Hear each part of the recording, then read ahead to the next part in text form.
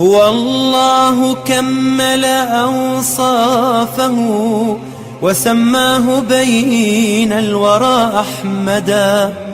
هو الله كمل أوصافه وسماه بين الورى أحمدا.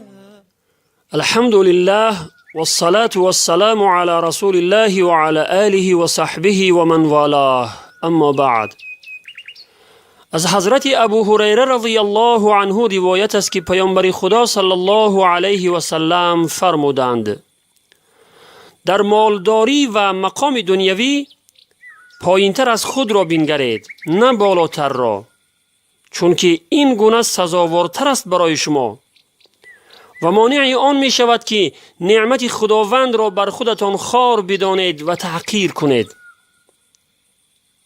روایت مسلم.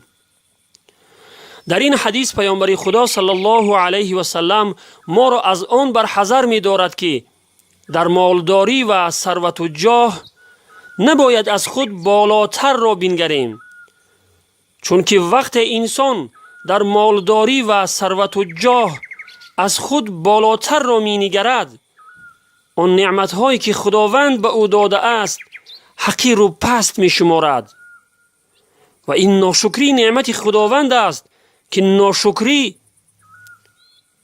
ناشکری نعمت سبب از دست رفتن نعمت ها می شود. یعنی مناسب آن است که در مالداری و ثروت از خود بالاتر را ننگریم، بلکه از خود پایینتر را بنگریم که این سبب شکرگزاری نعمت می شود.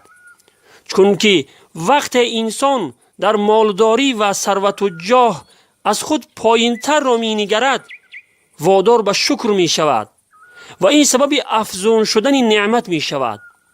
چطوره که خداوند در آیه 7 سوره ابراهیم فرموده است: استعیذ بالله لئن شکرتم لازیدنکم ولئن کفرتم ان عذابی لشدید.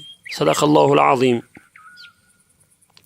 یعنی اگر در نعمتهای من شکرگزاری کنید، یقینا نعمت خود را بر شما افزون می دهم، و اگر کفران نعمت کنید، یعنی ناسپاسی کنید، بیگمان عذاب من سخت است. غریبی غربت شام و یمن نیست، غریبی دوری از شهر و وطن نیست، غریبی کنج لحد و زیر خاک است که آنجا جز من و اعمال من نیست، که آنجا جز من و اعمال من نیست، که آنجا جز من و اعمال من نیست. ز ثروت سرکش و مغرور و مستیم، دل خود